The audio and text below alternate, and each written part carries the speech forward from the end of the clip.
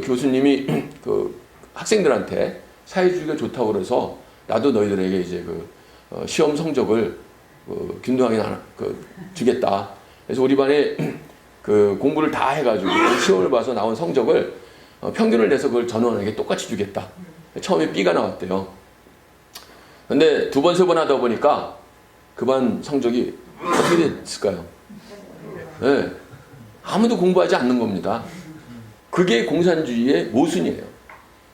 공산주의가 무엇인가? 공산주의자들은 자본주의, 우리가 이제 원하고 지향하는 자본주의는 그 노동자들의 잉여 가치를 그 자본가들이 착취해가지고 그 자산으로 다시 노동자들을 착취하기 때문에 불공정한 사회라고 합니다. 노동자들이 일한 만큼 가져가지 못하는 사회라고 하고요. 사회주의는 능력에 따라 일하고 일한 만큼 가져가는 사회라고 합니다. 그런데 공산주의는 능력에 따라서 일을 하고 필요한 만큼 가져갈 수 있답니다. 되게 좋은 거죠. 정말 말대로만 된다면은 지상낙원이 될 겁니다. 자기 하고 싶은 일 하고 자기 능력껏 일하고 그리고 필요한 만큼 가져가면은 얼마나 좋겠어요. 그러니까 많은 사람들이 거기에 현혹돼 가지고 공산주의에 이제 유혹에 넘어가는 겁니다. 그 막스가 사회주의란 거는 자본주의 그 경제 체제가 노동자들이 처분할 수 있는 금원이 없어지기 때문에 자본주의 세계가 망하여서 공산주의로 넘어가는 그 과도기적인 단계가 사회주의라고 얘기를 했습니다. 공산주의가 무엇이냐? 칼 막스의 공산당 선언에 아주 명확하게 나와 있습니다. 공산주의자라는 걸 숨기지 말아라. 당신이 공산주의 그 사상을 갖고 있다는 것을 밝히고 그 사회는 그 힘으로 모든 사회적 기존 상태를 힘으로 타도해서만 얻어질 수 있다는 것을 선언해라. 그리고 너희들의 그런 행동으로 해서 기존의 그 권력 지배계급 소유계층이죠. 그들을 떨게 하라. 겁먹게 하라. 그런 과정에서 프롤레타리아, 무산계급층이죠. 무산계급자들이 잃을 거는 뭐죠? 쇠사슬밖에 없고 얻을 거는 온 세상이다. 이러면서 만국의 노동자들에게 일어서라고 뭉치고 일어서라고 했습니다. 기존의 질서는 무너져야 될 것이고 그 무너지는 방법은 오직 폭력적인 혁명, 폭력에 의해서만 가능하다. 그걸 자신 있게 밝히고 공산주의는 그래서 인간이 가진 모든 것을 공유하자는 겁니다. 이전까지는 자기가 능력대로 일해서 번 만큼 가져가는 거를 이제는 각자가 필요한 만큼 가져가자는 거예요. 아까도 그랬지만 너무나 좋은 얘기입니다. 정말 꿈 같은 얘기죠. 사실 꿈입니다. 그런데 누가 그 필요에 따라 나누는 거를 결정해 줄 것이냐로 들어가면은 현실적인 문제가 생기죠. 왜냐하면은 그 결정을 해주는 사람은 공산사회주의의 리더들이에요. 그 소수의 리더들이 너는 이만큼 여기 가서 일하고 너는 이만큼 애도 낳고 이만큼 가져가서 이렇게 먹고 살아 라는 그 권력을 가진 소수의 리더들이 결정한다는 데에 문제가 있습니다.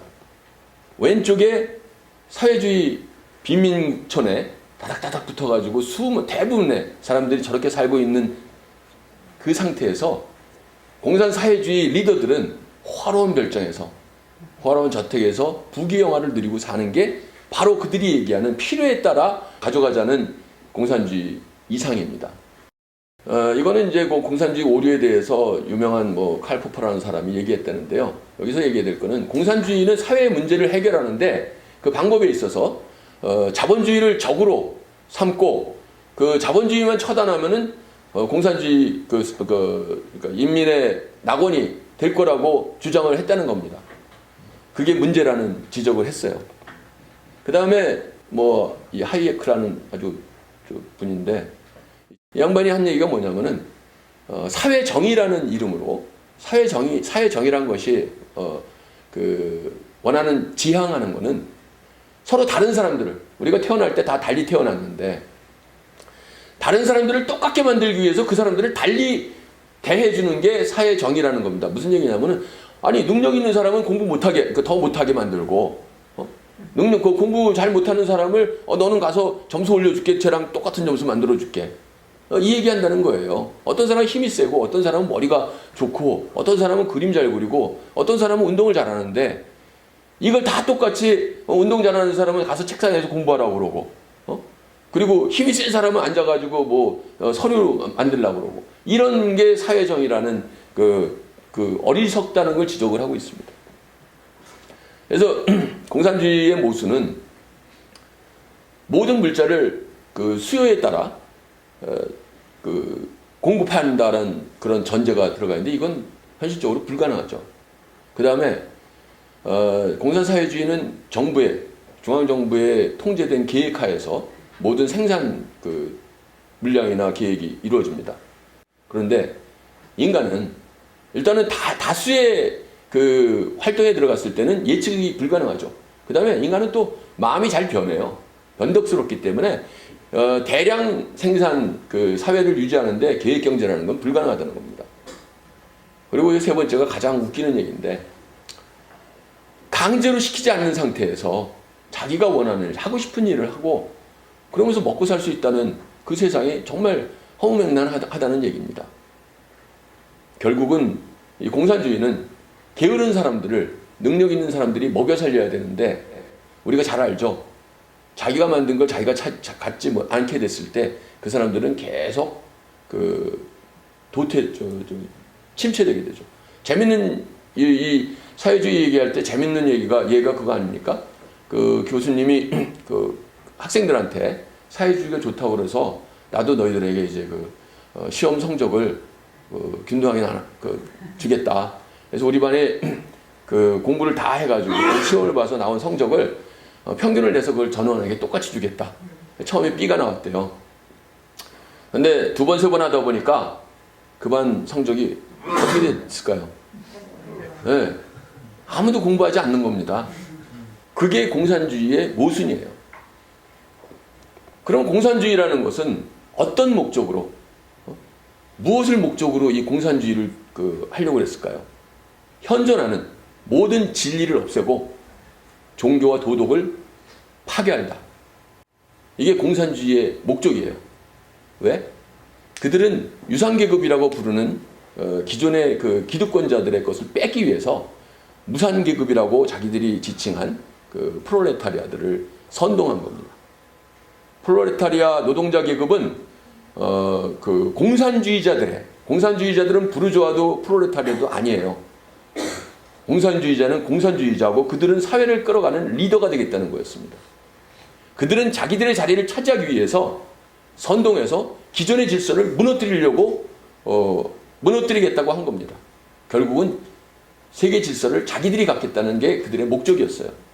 막스가 얘기할 때는 공산주의는 자본주의가 더 이상 발전하지 못하고 실패해서 그 자본주의 그 생산 시설들이 남아있는 상태에서 자본주의가 멸망했을 때 그때 자연스럽게 노동자들이 그 생산 시설을 획득하고 그 기반으로 그 생산을 하고 그 제품을 나눠서 잘 쓰는 세상이 공산주의 사회라고 그랬는데 실제로 공산혁명이 이루어진 첫 번째 나라는 소련이었습니다. 소련은 자본주의가 있었던 나라가 아니었죠. 그 당시에 농경사회고 왕정치하에서 억압받던 농민들을 그 볼셰비키 혁명을 통해서 선동해가지고 레닌이 그 볼셰비키 혁명을 완수했죠.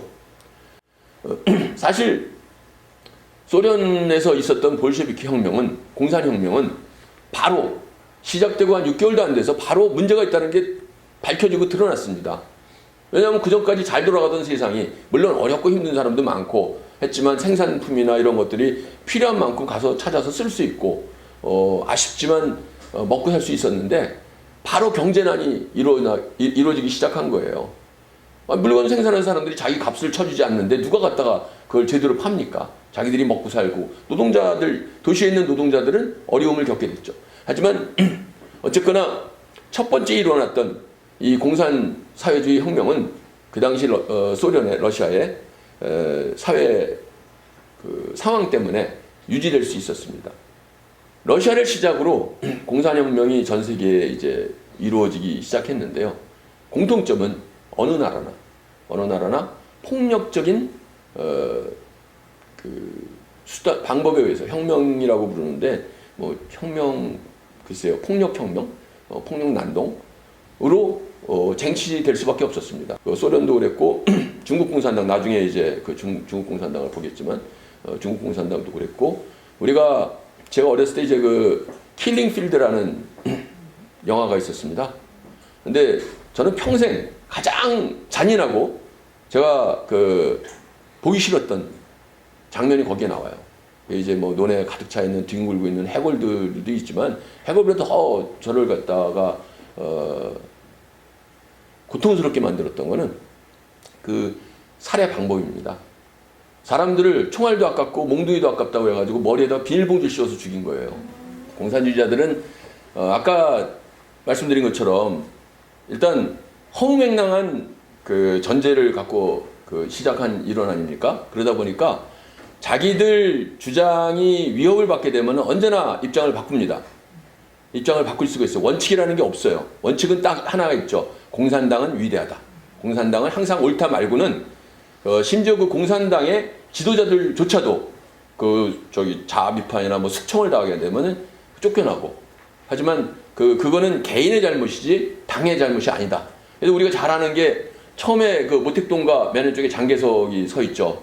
이게 공산당이 처음에 창립됐을 때 공산당이 힘이 약할 때는 장개석 국민당과 협조를 합니다. 그래가지고 뭐 일본과 같이 싸우자 국공합작이 2번씩이나 있었지만 결국 나중에 그게 다 사기. 공산당은 자기네 실리를 채우는 그런 준비하는 기간으로 삼았죠. 그 다음에 가운데 있는 거는 모택동이 닉슨과 만나죠. 정말 항미 원조를 했다는 적국인 미국과 모택동은 교류를 합니다. 왜? 중국이 먹고 살 게 없으니까요. 이제 뒤에 좀 나옵니다. 그리고 그 다음에 이제 등소평은 자기네들이 철폐했던 사유재산제를 받아들입니다. 자본가들을 유지를 해주죠. 이게 다 자기네들이 입장이 바뀌면은 언제든지 원칙을 바꿀 수 있는 그런 게 공산당입니다. 공산당은 당이 중요하기 때문에 개인의 관계, 인간의 천륜, 인륜 이런 것들은 관심이 없어요. 그래서 왼쪽에 보면은 이게 이제 문화혁명 때 있었던 일들이라는 거를 만화로 한 건데 자식이 부부가 서로 그다음에 뭐 형제를 죽이고 직접 죽이기도 하고 부정하게 하고 하는 그런 어이없는 일들을 하게 합니다. 뭐 오른쪽에 있는 거는 이제 공산당 주요 간부들이었지만 시간이 지나고 상황이 바뀌면서 숙청됐던 다 한 번씩 숙청되고 아예 거기서 끝난 사람도 있고 다시 조반된다 그러는데 다시 살아나는 그런 경험을 한 사람들입니다. 공산주의는 그 자체가 자연스럽지 않기 때문에 투쟁을 해야 된다고 그랬죠. 그래서 모택동과 시진핑 두 중공의 최고 지도자들은 항상 싸우라고 그랬습니다. 모택동은 8억 인구가 싸우지 않으면 누가 싸우냐. 그래서 하늘과 싸우고 땅과 싸우고 사람과 싸우니 이게 기쁘답니다. 싸우는 게. 그 다음에 시진핑은 투쟁하세요. 투쟁을 강조하는 이게 공산당입니다. 그러다 보니까 공산당이라는 것이 어떤 역할을 하게 되냐면은 사회 전반에 뿌리를 내리고 여기 이제 부채라는 단어가 나오는데 부채는 기생충하고 다릅니다. 기생충은 숙주 몸에 붙어 살면서 숙주에게서 영양을 섭취해서 자기가 살아나는 거지만 부채는 그 사람의 들어가서 그 사람을 조종하는 거예요. 겉의 모습은 뭐 농민이고 기능자고 학자 같지만 사실은 그 안에 공산당이 들어가 가지고 이 사람들을 공산당이 원하는 방향으로 끌고 가게 조종을 하는 그게 공산당입니다. 그러다 보니까 지금 중국 공산당이 전체 인민의 그러니까 중국의 경우에 전체 뭐 한 14억 중에 1억 정도가 공산당원이라고 합니다. 자, 여기까지 이제 공산당에 대해서 그 공산주의에 대해서 소개를 간단하게 드렸고요. 다음부터 이제 잠시 쉬시고 그 공산당, 중국 공산당의 역사와 그리고 중국 공산당이 앞으로 가게 될 길을 한번 예측해 보도록 하겠습니다.